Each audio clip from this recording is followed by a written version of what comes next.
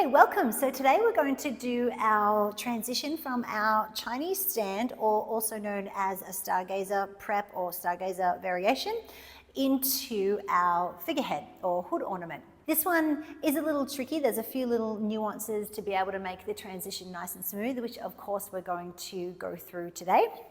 So in order to do this move, you really do want to be nice and solid in this Chinese stand position. So just making sure that your knee hook is solid and that you're feeling like you're not going to slide down off the pole.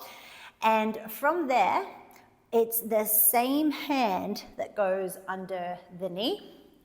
So this is the position. And we do want to reach quite high so that we can pull down and really make sure that we're engaging our shoulder and back so that we can get that thread through happening.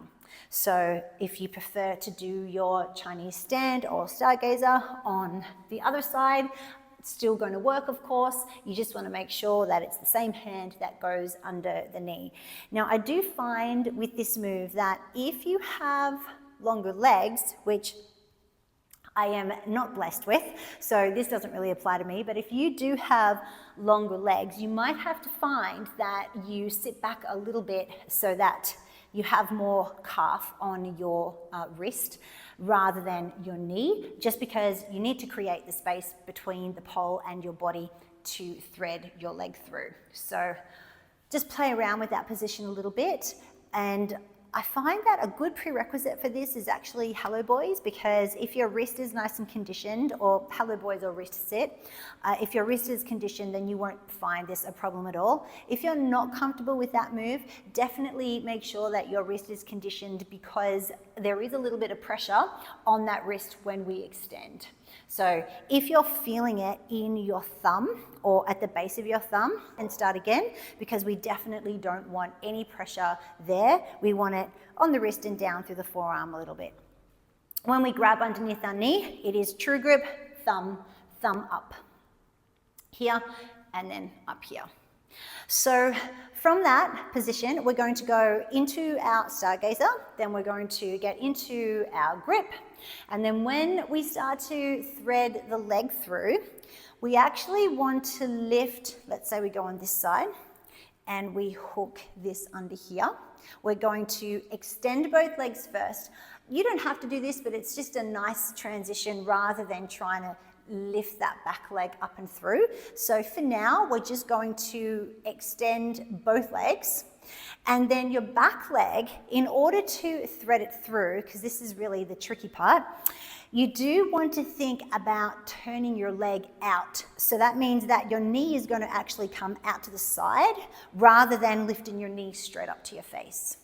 Okay, so to get that thread through, we're going to lift that back leg or that bottom leg up, knee out to the side, big toe through the gap, and then we'll start to twist into our figurehead. And you'll probably naturally just go into that from there anyway. So let's just try and put all that together from our Chinese stand position. So we'll take a climb.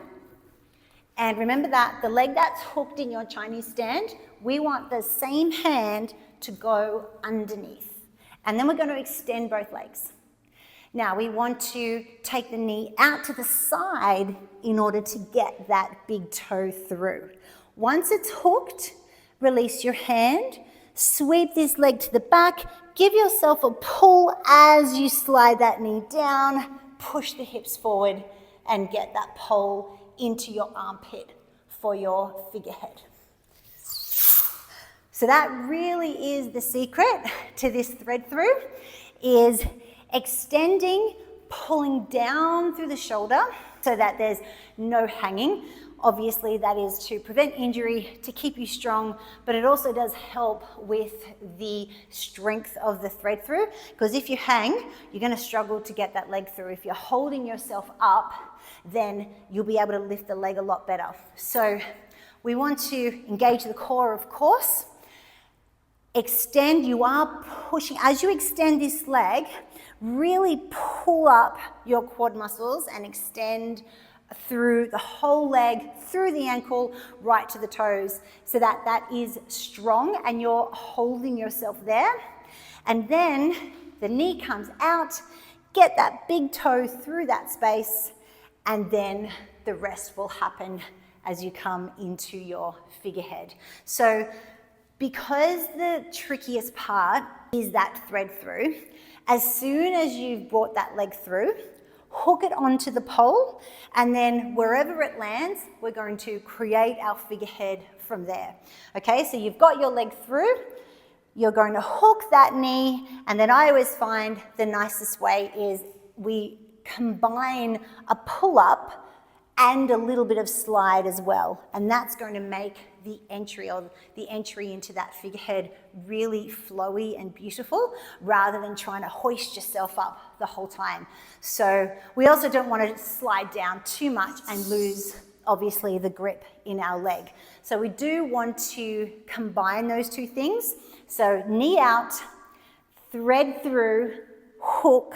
Now pull up, so bottom hand's going to come up to the top. We want to give ourselves a pull, which means you have to engage this leg, push down into the pole at the same time that you're letting it slide down enough so that your hips come in front, push, and then place it into your armpit for your figurehead. So let's try that again. We'll try the whole thing, spinning as well. Don't throw too much spin onto it if it's your first time trying it, because it's always a little harder. Well, I mean, not always, but in this case, for this transition, it is a little trickier going faster. So just put enough spin on it so that you can move with the spin, and let's give it a try. We'll take a climb, and we'll come into our Chinese stand with nice floaty arms. And then we'll reach up, remember, same hand goes under the knee, extend both legs. Now we want to pull back through the abs, take the knee out to the side, hook that big toe through, hook the knee. Now we're going to pull up, sweep back into the armpit, and then into our figurehead. And sliding down. Now, when you pull up, I had my hand really high then, and I was sliding down a little bit as I was coming from the extended leg into the thread through. So if that happens when you're doing it, when you lift your bottom hand up for your figurehead, you don't have to reach it up above. If you want to pull it here, you can, as long as it's only to keep the finesse of the move, which we're going to discuss now, and the finesse of the transition. We want as few grip changes as possible. Sometimes we can't avoid it, we have to change our grip a lot, but flow is really emphasized when there's less changing your hands around. In this case, if you do slide down a little bit, and when you reach your hand up, you can't quite reach above that top hand, that's fine. Just grab under it, and then still pull yourself into the armpit if you can, and then extend your arms out from there. As opposed to pulling up, swapping, pulling in, sliding, and then going from there. So we're either going to reach up, one big sweep above the hand, or one big sweep below. Either way, that leg is starting to lock into place. Hips are pushing forward, we're turning, getting it into the armpit, and then because our hand is on the top in this case, we're going to extend that arm straight out, and then that hand back. And again, it just eliminates a few of those grip changes, so it just makes it look a little bit more finessed. So speaking of finesse, when we are in our Chinese stand, like any move and any transition, practice it several times. The finesse comes after you feel confident. With your Chinese stand, I always like to have really soft hands in the Chinese stand. It just looks beautiful when you're just really holding on with your knee, and of course pushing your bottom calf, shin, calf, not calf, shin into the pole.